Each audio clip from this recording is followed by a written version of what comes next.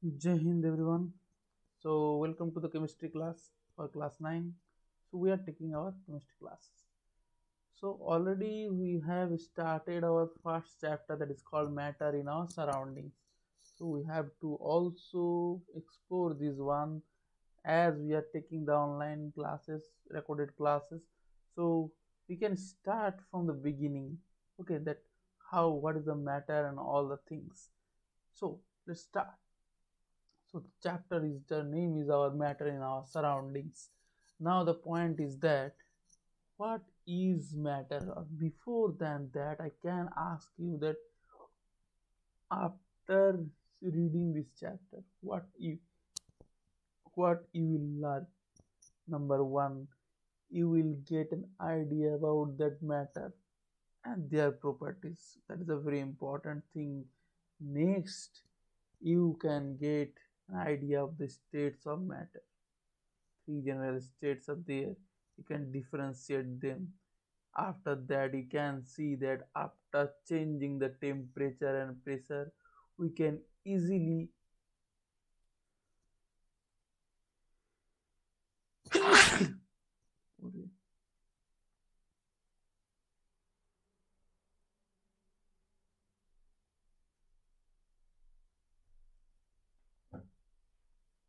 after changing the pressure and temperature, we can convert the states of matter. That is called the interconversion of the state matter. That also we'll learn from the objective. Now coming back to the our main topic, the major topic, matter in our surroundings. So before starting that, whenever in our mind it is coming that what is matter? Matter, anything which occupies some space and has a mass is called matter. Now the important thing that we have to understand the definition I am giving that what is the matter. Suppose I am talking, I am a matter. Second thing that I am taking the class through that a mobile that is also taking an occupies space and mass. It is a matter.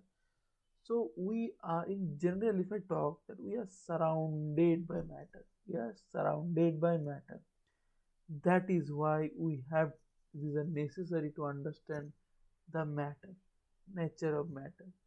We have to differentiate this one to measure the properties of the matter.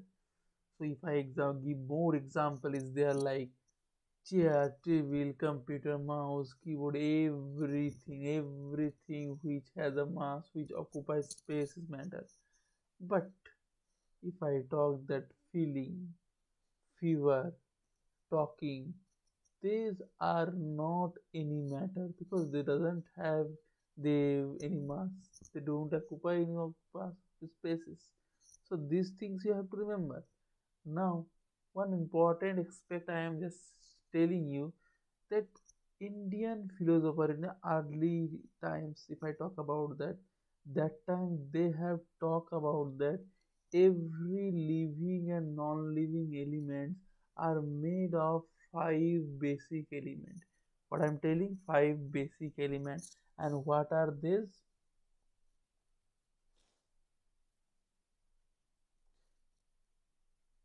Vayu, that is air, water, fire, earth, and the sky. Air, water, fire, earth, and sky. That is the five basic element. That is also we are calling it the Panchvatattva, and that our Indian philosopher has given the idea of the all living, non-living things are made of these of the five basic elements. Now the when the modern sciences came and all the things that time they are getting an idea. When again I am starting that matter is made of a teeny particles. Obviously scientists when you talk about that they are getting an idea that matter is made of a tiny particle. Okay, just I'm giving an example that if I talk about a simple chalk, go simple book. This book has made, obviously you can say that okay, so many pages are there in the book, but it's also very important that these pages is also made of very teeny particles. And on the basis of the, obviously nowadays on the base of the science, matters are generally divided according to their physical and chemical properties. In the first chapter in your syllabus, we are characterize matter as a on the physical composition base or physical property base, and second one we are will classify matter on the basis of chemical composition.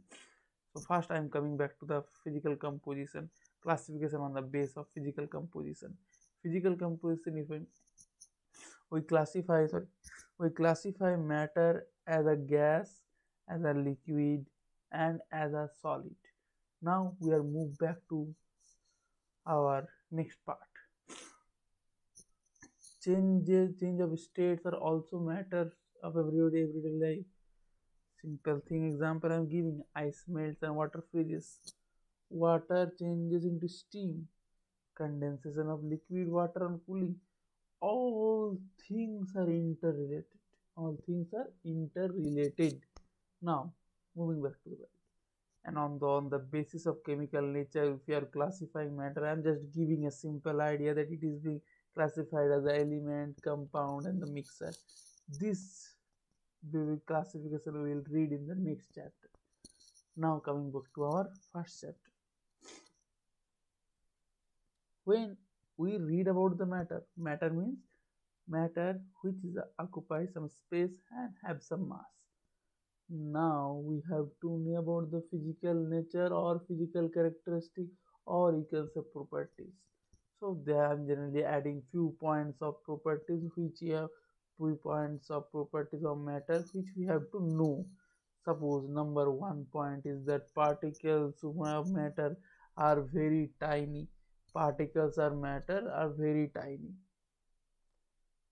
Particles of matter very tiny. That means whenever a matter is made, that is a very small. The particles, when obviously matter, I've already said that when matter is forming, it is a formation of millions of tiny particles are there. They are very smaller inside. Now, second point, if I talk about that particles of matter have a space between them. I'm just read out the points and then we'll explain one by one all the points. The particles of matter have space between them, and that is why they are directly get into the one matter, get into the another matter easily. Second one, if I talk about that particles of matter continuously moving, they are continuously moving, they are not constant. If I talk about the matter, the particles of matter continuously moving. Just one example I'm giving you, that whenever you are looking at your looking at your that way a dark place where a loophole is there, if you're just lighting a torch, because a lot of particles are continuously moving. And from that idea, okay, air has a lot of particles. They're very small. They're continuously moving. They are not constant. They are not static. They are continuously moving. That is a very important point. That is a very important properties. Now, the 4 point, that particles of matter attract to each other. That is a very important point. If you, obviously as the attraction is there, that is why they are holding easily. They are holding easily. Now, one by one we'll discuss. Matter is made of particles. See, few example is given here that all matters are made of particles, and these particles are so small you cannot find. So very important that point is there, a drop of water contain 10 to the power 21 particles. So 1021 not. So something wrong is there. So 10 to the power 21 particles of water. You just imagine the number, how much number it is. So from that idea that okay, if one more example I'm taking, if you take a piece of matter, suppose stone you are taking, you are breaking it smaller, break into the smaller pieces, into smaller pieces, and number of time you can make it, and it's a very small particles. So from that you can get an idea that how much smaller it can be. Also, it cannot be seen through a microscope. That means how small are they. Now you are moving to the one very important aspect, that one to philosopher was very important. Philosopher was there, Plato, the Greek philosopher Plato and Aristotle. They are giving the idea of these the thing. They have used the way, they have told about that smallest indivisible particles of matter were given the name of atom, and from the word atomos, which means the indivisible layer. Also, you can say that okay, they are Greek philosopher, Indian philosopher Kanad, Maharishi Kanad, and also some Greek philosopher Leucippus and Democritus. Also, they have thought that every matter obviously made is indivisible particles, and that is known as atom. The Indian philosopher Kanad gives the idea of the Paramanu, which cannot be break. And in modern idea of atom, which is given by the John Dalton, I hope you can see his picture, the great man. He has given his dear the Dalton atomic theory on the year of 1803, where he has told us about that atom, told us about the atom, the smallest particle of any element, smallest particle of any matter is known as atom, which is unbreakable. Which is unbreakable. Later we are understanding one by one all the things. One activity we can do here, so we can easily understand that matter is made of a particle. Suppose everyone we are doing this in your home also, that we are taking a 100 ml of beaker and we are taking a half filled up with water. Okay, beaker is obviously can do this experiment also in your home with a glass of water. Now you are adding sugar, obviously it will be dissolved. You will not see any particles of sugar after a few minutes after stirring. Okay, what conclusion you are getting? That okay, water level is not increasing or not decreasing. What does it getting? The particles of sugar get into the space between the particles of water.